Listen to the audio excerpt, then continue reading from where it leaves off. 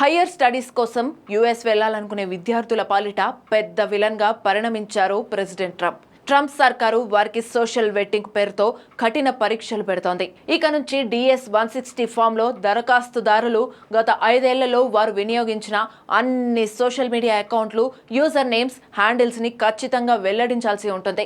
Application form లో ఉన్న information పూర్తిగా సరైనదేనని అభ్యర్థి సెల్ఫ్ సర్టిఫై చేయాల్సి ఉంటుంది. ఈ వివరాలు ఇవ్వని వారి అప్లికేషన్లు రిజెక్ట్ అవుతాయి. అంతేకాదు ఫ్యూచర్లో US వీసాలను పొందే అవకాశం కూడా చేజారిపోవచ్చు. FMJ కేటగిరీలకు చెందిన నాన్ ఇమిగ్రెంట్ వీసాలకు అప్లై చేసే వారి కోసం ఇండియాలోని US ఎంబసీ ఈ మేరకు కొత్త వీసా స్క్రీనింగ్ గైడ్లైన్స్ తో ఓ ప్రకటన విడుదల చేసింది. స్టూడెంట్స్ తో పాటు America cultural and educational exchange program కోసం అప్లై చేసుకునే వారంతా సోషల్ మీడియా ప్రొఫైల్స్ ని పబ్లిక్ మోడ్ లో పెట్టుకోవాలని అమెరికన్ ఎంబసీ సూచించింది.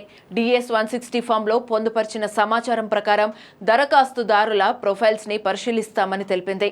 మరోవైపు ఇమిగ్రెంట్స్ పై మరిన్ని కఠిన చర్యలను ట్రంప్ అడ్మినిస్ట్రేషన్ రెడీ చేస్తోంది. లక్షలాది మంది శరణార్థుల దరఖాస్తులను తిరస్కరించి వారిని వేగంగా బయటకు పంపే ఏర్పాట్లు చేస్తోంది. దేశంలోకి అక్రమంగా ప్రవేశించి ఆశ్రయం కోసం దరఖాస్తు చేసుకున్న వారిని అడ్డుకునేందుకు ఈ చర్యలు తీసుకుంటున్నట్లు CNN వార్తా కథనం వెల్లడించింది. స్వదేశాల్లో అణచివేత, హింసకు గురైన వారు అమెరికా చట్ట ప్రకారం ఆశ్రయం కోరవచ్చు. ట్రంప్ అధికారంలోకి వచ్చిన తర్వాత అమెరికా దక్షిణ సరిహద్దుల నుంచి వచ్చి ఆశ్రయం కోరే వారిని పూర్తిగా అడ్డుకున్నారు. ప్రస్తుతం అమెరికా ఏజెన్సీల వద్ద 14.5 లక్షల శరణార్థుల దరఖాస్తులు పెండింగ్లో ఉన్నాయి. వీరందరి పరిస్థితి ఇప్పుడు ఆగమ్య గోచరంగా మారింది.